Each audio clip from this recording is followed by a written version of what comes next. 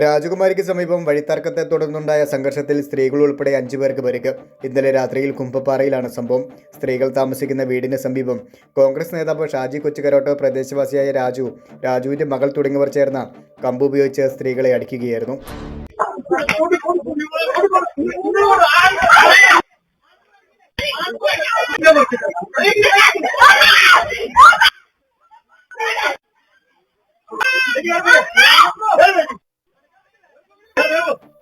സാരമായി പരിക്കേറ്റ സുധാ, ശ്രുതി, പൊന്നമ്മ, ബിന്ദു, കൃഷ്ണപ്രിയ എന്നിവർ രാജാക്കാടുള്ള സ്വകാര്യ ആശുപത്രിയിൽ ചികിത്സ തേടി.